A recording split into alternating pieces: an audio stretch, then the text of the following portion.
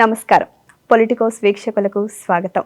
ముందుగా మా ఛానల్ని మమ్మల్ని ఆదరిస్తున్న తెలుగు రాష్ట్ర ప్రేక్షకులందరికీ కూడా మా హృదయపూర్వక ధన్యవాదాలు. క్రిందటి ఎపిసోడ్లో తల్లిదండ్రుల గురించి, పిల్లల గురించి, గురువు విద్యార్థుల గురించి మనం తెలుసుకున్నాం కదా. మరి ఈ ఎపిసోడ్లో ఏం తెలుసుకోబోతున్నామో తెలుసా? సో మనిషికి ఏకాగ్రత అనేది చాలా ఇష్టం. ఆ అంశం గురించి మాట్లాడడానికి మరొకసారి Vivekananda institute of languages director Shitikanthananda స్వామీజీని కలవడానికి వచ్చాం. మరొకసారి ఆయనతో మాట్లాడి ఈ విషయాన్ని గురించి మనం లోతుగా పరిశీలిద్దాం. నమస్కారం గురూజీ గారు. సో ఏకాగ్రత లేకుండా మనిషి ఏ పనిని చేయలేడు. సో ఆ ఏకాగ్రతని పెంచుకోవడానికి ఏం చేయాలి? మనిషిలో నైపుణ్యాలు మెరుగుపడాలంటే ఏం చేయాలి? మా ప్రేక్షకులకి ఒకసారి మీరు వివరిస్తారా? ఏకాగ్రత లేకుండా మనం ఏ నైపుణ్యాన్ని కూడా సాధించలేము. నిజానికి వివేకానంద స్వామీజీ అంటారు, అంటే విద్య లక్ష్యం ఏంటంటే అది మనిషికి ఏకాగ్రతని పెంపొందించడం. The goal of education is concentration of mind అంటారు ఆయన. మనకి కాన్సన్ట్రేషన్ ఉన్నప్పుడే విద్య వస్తుంది, ఏకాగ్రత ఉన్నప్పుడే విద్య వస్తుంది. విద్య ద్వారా ఏకాగ్రత పెరగాలి కూడా. సో ఆ ఏకాగ్రతను పెంచుకోవడానికి ఇప్పుడు మనకి రకరకాల కారణాల వలన ఈరోజు విద్యార్థి లోకం వాళ్ళ మనస్సులు చూసుకుంటే చిన్న భిన్నం అయి ఉంది ఏకాగ్రత. మనకి ప్రాచీన గురుకులాలని చూసుకుంటే గురుకులాలన్నీ అడవుల్లో ఉండేవి. ఆ అడవుల్లో వాళ్ళకి చుట్టుపక్కల రోజు ఒకటే సీన్ కనపడేది. ఏముంది, చెట్లు పక్షులు తప్ప ఏం కనపడేది కాదు. డిస్ట్రాక్షన్స్ ఉండేవి కావు. వాళ్ళంటే ఏకాగ్రత విచ్ఛిన్నం అవడానికి, ఏకాగ్రతను వాళ్ళు కోల్పోవడానికి ఆకర్షణ ఉండేవి కావు. ఇప్పుడు మనం ఉన్నటువంటి ప్రస్తుత పరిస్థితుల్లో చూస్తే ఒక పక్కన ఇంటర్నెట్, అంటే ఆ కాంటెంట్ అనేటువంటి అన్లిమిటెడ్ కాంటెంట్, బయటకు వెళ్తే ఇవి అవి, వీటన్నింటి మధ్యలో ఏకాగ్రతను నిలుపుకొని అంటే విద్యను కొనసాగించడం, నైపుణ్యాలు సంపాదించుకోవడం అనేది ఒక పెద్ద పెను సవాల్గా తయారైంది విద్యార్థి లోకానికి. అయితే ఏకాగ్రతను పెంపొందించుకోవడానికి వివేకానంద స్వామి ఒక మాట అంటారు, it is easy to concentrate a pure mind. పవిత్ర మనస్సుని ఏకాగ్రమనర్చడం తేలిక. సో ఆ పవిత్రతను ఎలా సంపాదించుకోవాలంటే మనం ఇంతకుముందు ఎపిసోడ్స్లో కూడా అనుకున్నాం. భగవంతుడి యొక్క నామాన్ని స్మరించడం, ధ్యానము, పరోపకారము, ప్రార్థన, వీటి ద్వారా పవిత్రత వస్తుంది మనకి. ఆ పవిత్రంగా ఉన్నటువంటి మనసు ఏకాగ్రతని ఆటోమేటిక్గా సాధించుకోగలుగుతుంది. ఇంకొకటి ఏంటంటే చేసే పని మీద మనకు ప్రేమ ఉండాలి. ఇప్పుడు మనకి ఆ ప్రేమ ఉండకపోవడానికి కారణం, ఇప్పుడు ఉదాహరణకి మా దగ్గర పిల్లలు వస్తారు ఇక్కడ, అంటే ఇంగ్లీష్తో పాటు విదేశీ భాషలు నేర్చుకోవడం కోసం. వాళ్ళకి ఈ ప్రక్రియ మీద ఆసక్తి లేదు. ఇది నేర్చుకుంటే మంచి ఉద్యోగం వస్తుందిగా దృష్టి అంతా ఉద్యోగం మీద ఉంది. నేనేం చెప్తూ ఉంటాను, ఈ ప్రక్రియను మీరు ఆస్వాదించండి, మీరు నేర్చుకునే ప్రక్రియను మీరు ఆస్వాదించండి. అప్పుడు ఆటోమేటిక్గా మీకు ఎండ్ అనేటువంటిది మంచి ఉద్యోగం రావడం అనేది జరుగుతుంది. ప్రక్రియ ఏంటి? ప్రక్రియ చాలా అంటే ఒక రకమైనటువంటి భారంగా పరిణమిస్తుంది ప్రక్రియ. I only want the end result, I don't want the means. నాకు ఈ ప్రక్రియ వద్దు, నాకు ప్రక్రియ అంతం వచ్చేటువంటి ఫలమే కావాలంటే అది కాదు.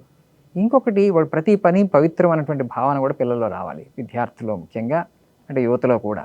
ఇదేదో నేను తక్కువ పని చేస్తున్నాను, ఇదేదో చాలా నాకు రావాల్సినటువంటి పని కాదు, నేను ఒక ఉన్నత పనికి అర్హుడిని, ఉన్నత ఉపాధికి అర్హుడిని, సరైనటువంటి ఉపాధి నాకు రాలేదు, జీవనోపాధి రాలేదు, ఏమి గత్యంతరం లేక దీంట్లో మిగిలిపోయాను అని అనుకున్నప్పుడు ఏకాగ్రత చిందామిదం అవుతుంది. అసలు ఒకటి సుపీరియర్ వర్క్, ఇన్ఫీరియర్ వర్క్, ఉన్నతమైనటువంటి పని, అధమైనటువంటి పని లేదు, ప్రతి పని పవిత్రమే. నాకు భగవంతుడు ఈ వృత్తిని, ఈ పనిని ఇచ్చాడు అని అనుకున్నప్పుడు, మనకు ఆ సరెండర్ ఉన్నప్పుడు, ఆ వ్యక్తి మనం ఆ వృత్తిని, ఆ పనిని ప్రేమించగలిగినప్పుడు మనకి ఏకాగ్రత సమస్య రాదు. పూర్తిగా ఆ పనిలో నిమగ్నం అయిపోగలుగుతాం, మమేకమై పని చేయగలుగుతాం. అప్పుడు మనకి పని సామర్థ్యం పెరుగుతుంది. ఏకాగ్రతతో చేసినప్పుడు తొందరగా నైపుణ్యాలు సమకూరుతాయి. కాబట్టి ప్రతి పని పవిత్రమైన భావంతో, పనిని ప్రేమతో చేయటం, ఇష్టంతో చేయటం కనుక నేర్చుకుంటే మనకి ఏకాగ్రత సమస్య రాదు. ఇంకొకటి ఇందాక చెప్పుకున్నట్లు పవిత్ర మనస్సుని ఏకాగ్రం అనర్చడం తేలికవుతుంది. ఆ పవిత్రతని పెంచుకునే ప్రయత్నం చేయాలి. అంటే మనం తెలియకుండానే రకరకాల సంస్కారాలను తీసుకుంటున్నాం. ఈ రోజులు ఎన్నో విషయాలు చూస్తున్నాం, వింటున్నాం. అవన్నీ కూడా మనసులో ఒక ముద్రలుగా ఏర్పడతాయి. అవన్నీ ముద్రలుగా ఉండి అవి చిన్న భిన్నం చేస్తూ ఉంటాయి మన ఏకాగ్రతని. మళ్ళీ మళ్ళీ అవే గుర్తుకొచ్చి తద్వారా. అందుకని కదా పవిత్ర సంస్కారం కూడా తీసుకోవాలి. ఇప్పుడు మన విద్యా విధానంలో చాలా లోపభూయిష్టమైనటువంటిది ఏంటంటే, విద్యార్థి యొక్క ఏకాగ్రతని పెంచకుండా చదువు, మంచి మార్కులు తెచ్చుకోను, మంచి గ్రేడ్స్ తెచ్చుకో అని చెప్తున్నారు. తల్లిదండ్రులు అదే చెప్తున్నారు, ఉపాధ్యాయులు అదే చెప్తున్నారు. పిల్లలు ఏమంటున్నారు, నాకు ఏకాగ్రత ఉండట్లేదు అంటున్నారు. నువ్వు ఆ ఏకాగ్రత వాళ్ళు పెంపొందించుకోవడానికి వాళ్ళు ఏమైనా అభ్యసనాలు ఇచ్చావా, వాళ్ళకి సాధనలు ఇచ్చావా? ఎలా ఏకాగ్రతను పెంపొందించుకుని ఎప్పుడు నేను చెప్పావా? చెప్పుకోవడానికి ఎక్కడికి ఏమైనా ఉన్నాయా? అక్కడ సాధనలు ఉన్నాయా? స్కూల్లో ఒక 5 నిమిషాలు ధ్యానం చేయించండి పిల్లలతో, ఒక మంచి భజన వాళ్ళతో పాడించండి, ఒక భగవంతుని నామాన్ని కాస్త జపించమనండి. రోజు నువ్వు ఏం చేసావు, సహాయం చేసావు, సమాజానికి నీ వల్ల ఏం మంచి చేకూరింది, నువ్వు ఒక 4 పక్షులకి 4 గింజలు వేసాను అనుకున్నాడు, కాన్షియస్నెస్ ఎక్స్పాండ్ అవుతుంది. ఒక మంచి పని చేశాను లోపల నుంచి, ఇప్పుడు ఒక అంటే పాజిటివ్ హార్మోన్ రిలీజ్ అవుతుంది వాళ్ళకి. నేను ఒక మంచిగా అంటే ఇవాళ సద్వినియోగం చేసుకున్నాను నా సమయాన్ని, నా జీవితంలో ఒక మంచి రోజు నేను గడిపాను అన్నటువంటి భావన వాళ్ళ ఉత్పన్నమవుతుంది. ఎందుకంటే నీ వలన ఇంకో జీవికి మేలు జరిగింది కదా. ఒక దారిలో ఉన్నటువంటి ఒక ఊర కుక్కకి 4 బిస్కెట్లు వేసినా అది చాలా ఆనందాన్ని, విశ్వాసాన్ని ప్రకటిస్తుంది. తద్వారా మన కాన్షియస్నెస్ ఎక్స్పాండ్ అవుతుంది. ఎందుకంటే అందరిలో ఒకే భగవంతుడు ఉన్నాడు కాబట్టి. ఈ ప్రక్రియల ద్వారా వాళ్ళ లోపల నుంచి ఆనందాన్ని రాబట్టుకోవడం ప్రయత్నం చేసినప్పుడు చిన్న చిన్న విషయాలు వాళ్ళకి మహానందాన్ని కలిగజేస్తే వాళ్ళకి ఏకాగ్రత విచ్ఛిన్నం ఉండదు. ఈ రోజుల్లో మన ఉద్దేశం ఏంటంటే ఏమి అభ్యసనం నేర్పకుండా పిల్లలందరూ గొప్ప విజయాన్ని సాధించాలనుకుంటున్నారు. నిజానికి వాళ్ళ ముందున్నట్టు సవాల్ ఇది, పెను సవాల్ ఇవాళ. ఇప్పుడు సెల్ ఫోన్ ఎవరు 10 నిమిషాలు వదిలిపెట్టి ఉండలేకపోతున్నారు, రైట్? అది ఒక పెద్ద తపస్సు. మొన్న మేము ఇక్కడ మా స్వామీజీ, అధ్యక్ష స్వామీజీ వారు 3 రోజులు రెసిడెన్షియల్ శిక్షణా కార్యక్రమం పెట్టారు యువతకి. వాళ్ళు వచ్చిన వెంటనే మేము సెల్ ఫోన్ తీసుకున్నాం, మీకు 3 రోజుల తర్వాతనే ఇస్తామని. 3 రోజులు ఆ సెల్ ఫోన్ వాడకుండా వాళ్ళు ఇక్కడే ఉన్నారు. అది వాళ్ళు చేసిన అతి గొప్ప తపస్సు. అంటే కొన్ని గంటల్లో, 1 గంట నేను పుస్తకం చదవాలనుకుంటున్నాను, ఈ గంట నేను ఈ సెల్ ఫోన్ వాడను అని వాళ్ళు ఆ క్రమశిక్షణ వాళ్ళ మీద వాళ్ళు ఇంపోజ్ చేసుకోవాలి. వేరే వాళ్ళు చెప్తే నువ్వు వాడదంటే మనకు కోపం వస్తుంది కదా విద్యార్థులకి. కాబట్టి 1 గంట నేను పుస్తకం చదవబోతున్నాను, కాబట్టి 1 గంట నేను సెల్ ఫోన్ చూడట్లేదు, వాడట్లేదు అని చెప్పేసి దాన్ని సైలెంట్ మోడ్లో పెట్టేసుకుని పుస్తకంతో వాళ్ళు చదవాలి, ఉండాలి. సో ఆ విధంగా ఆ క్రమశిక్షణ వాళ్ళ మీద వాళ్ళు ఇంపోజ్ చేసుకుంటే ఏకాగ్రత పెరుగుకుంటూ పోతుంది. ఏకాగ్రత మనకు ఉన్నప్పుడు నైపుణ్యాలు ఎన్నైనా సంపాదించుకోగలుగుతాం. ఏదో నైపుణ్యాలు సంపాదించుకోవడానికి వాళ్ళకి ఆకాశమే హద్దుగా ఉంది.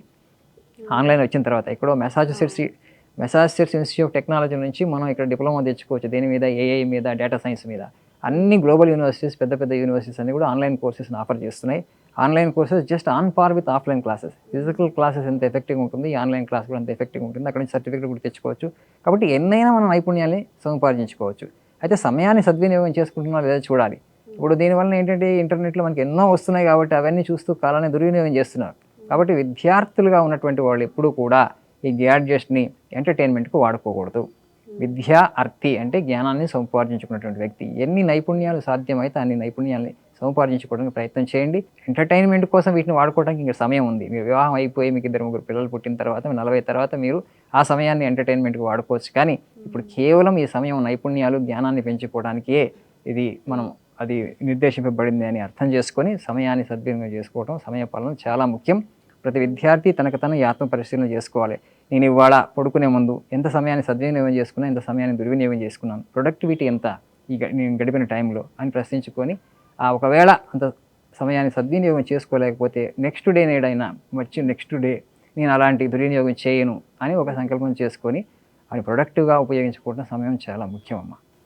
ఓకే, ధన్యవాదాలు గురూజీ గారు. సో చూశారు కదా ప్రేక్షకులారా, మీరు ఏకాగ్రతని, మీ నైపుణ్యాలని మెరుగుపరుచుకోవాలంటే స్వామీజీ గారు చెప్పినటువంటి సూచనలని, సలహాలని తప్పకుండా పాటించండి. మీ జీవన విధానంలో ముందుకు వెళ్ళండి. సో మరొక ఎపిసోడ్లో మరొక క్వశ్చన్తో మరోసారి మళ్ళీ మీ ముందుంటాం. అప్పటి వరకు ఈ వీడియో మీకు నచ్చినట్లయితే లైక్ చేయండి, ఎలా ఉందో కమెంట్ చేసేయండి, మీ ఫ్రెండ్స్ అండ్ ఫ్యామిలీ మెంబర్స్కి షేర్ చేసేయండి.